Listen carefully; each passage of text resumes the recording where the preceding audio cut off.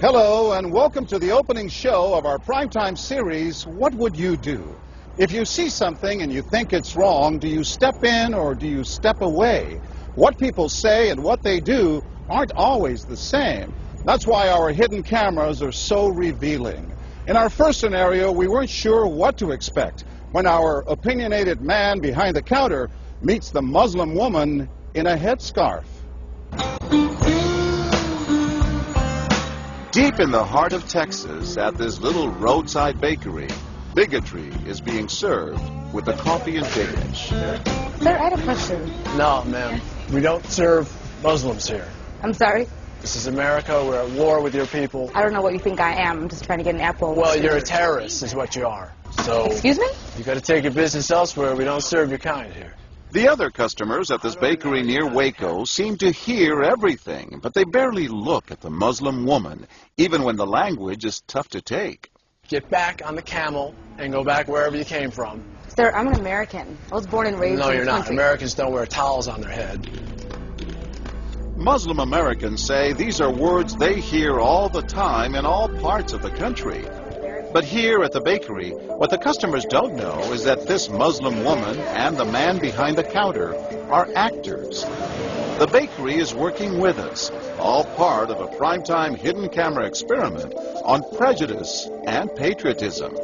Please take your business elsewhere. Am I asking too much? When no one even tries to help her, she makes a direct appeal. Sir, would you mind ordering me an apple strudel? That's why I'm here. I can give you the money. I have no problem. That's not a problem with the money. Please no, sir. Huh? I'm not going to let you order. But when he gives her the cold shoulder, she finally just leaves. You could have helped her out. You could have spoken up. Why not? Me speak up for her?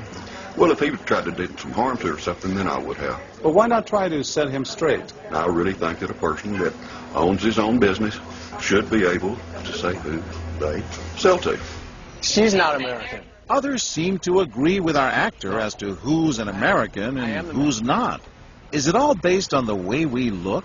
I'm an American citizen. I just would like an apple strudel, please. Well, I'm sorry. Then why don't you dress like an American? You're so American. This is for religious purposes, sir, and I don't think you have any right to say anything. So I'm religious. I don't wear, Halloween costumes around. I mean, am I wrong here, sir? Not me. I run my business the way I want to run. That's right. Don't come in here without shoes and skirt on. This customer is adamant that the man behind the counter is doing the right thing. I'm ready for you. But the fact is, it's against the law to deny service to someone based on their race or religion. My name is John Quinones, and I'm with ABC News. What did you think of what you heard here? I didn't hear anything racist. He told her he wouldn't serve her. Well, he can say he wouldn't serve you if you come in here barefooted without a shirt on. But she wasn't barefoot or without a shirt on. Well, she wasn't dressed right. What do you mean? If I was running a place, I'd do the same thing. You wouldn't let Muslims shop at your store? I sure wouldn't. We never expected customers to be so candid. How do I know you don't have a bomb in there? Watch what happens this time when, once again, our Muslim woman is denied service. This is not right. And again leaves. We reserve the right to not serve. That's right. Certain kind. That's right. That's, I appreciate saying that. I think that's the first time I've ever seen that. He not only commends the man behind the counter for his discriminatory behavior, but he gives him the thumbs up, not once, but twice. Good job. All right. As he leaves. Sir, can I talk to you, sir, for a second? But when I approach, Sir, we're with ABC News. there is no thumbs up for me. We staged a little experiment in there to see how people would react to that kind of attitude. You're not an American. I am an American. That man took it a bit farther, telling me I'm not an American. He was threatened.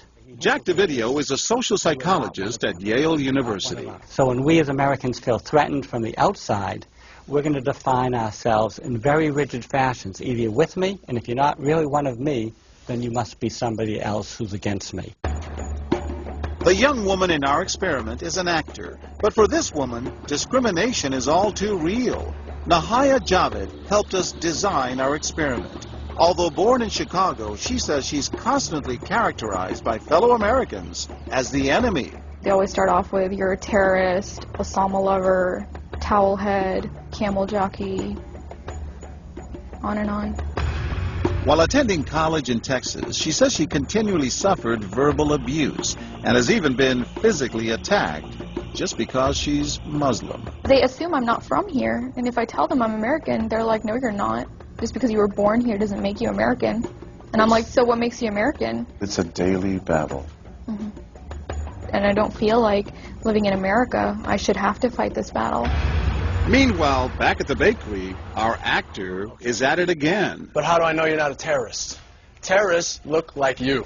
But this time the customers are sympathizing with the Muslim woman. Right, I know, but can you blame me? Yeah, I can't blame you, actually. Why? What's the problem? All right, we'll get out of here. You need to go yourself, actually, what you need to do. Okay, sir. I'm a good American, all right? We're at war with these people. My dad's a veteran. Go yourself. So is mine. And he's not the only one who walks out in anger. You need to stop segregating against people. It's wrong. Excuse me? She's an American. No, like you're a bad American. Time and again, people speak out with their pocketbooks. You lost a couple of customers, just so you know. But look what happens when this man threatens to leave. You're not a good American, sir. I believe I am a good American. My son just came back from serving in the Army for over a year in Iraq, and that has nothing to do with her rights. I understand that. Thank you, sir. And I hear what you're saying. But I can't believe you would be so discriminatory. I'm deeply offended by that. I'm sorry to offend you, sir, but I've got to live with myself. Seething, the man vows to fight back. I will let people know this. I've stopped here every time I come by this place, and I'll never stop here again.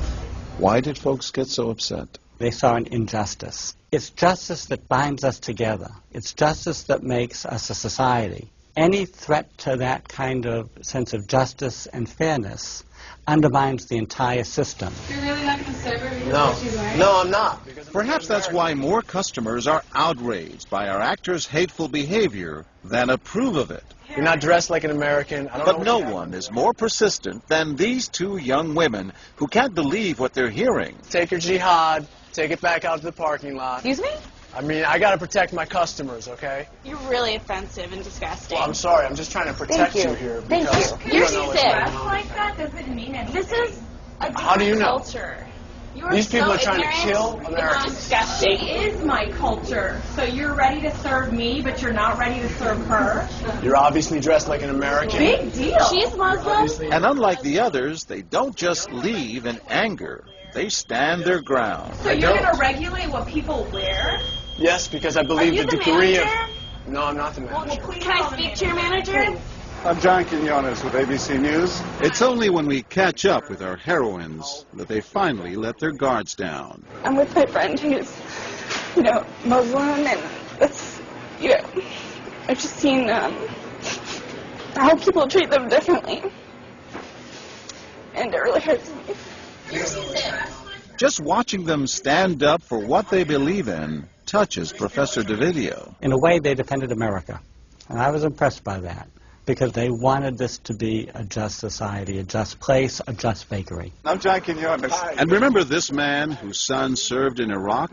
He's also moved to tears. Every person deserves to be treated with respect and dignity. No matter how In they're every dressed. situation, no matter how they're dressed. Never have we seen reactions so polarized, from a thumbs up for prejudice to an emphatic thumbs down. Go yourself. Two different Americas, both convinced they're patriotic. At the end of the day, 13 people stood up for the Muslim woman, while 6 sided with the clerk. But the majority of the bystanders, 22, did or said absolutely nothing. That's what's most frightening to Muslims like Nahaya, who was watching our experiment. In fact, so frightening that they often avoid going out by themselves. It's really sad because I'm old enough to be able to do things by myself. I shouldn't need a chaperone all the time. But that one time that I'm alone and something bad might happen, I'd rather be safe than sorry. Hi, I'm Nahaya. It's no wonder this young woman was so moved by the people who came forward to protect a stranger who just happens to be Muslim. Thank you so much for what you did, and I wish more people would do these type of things. And I do too. it would make my life a lot easier. I'll go with you.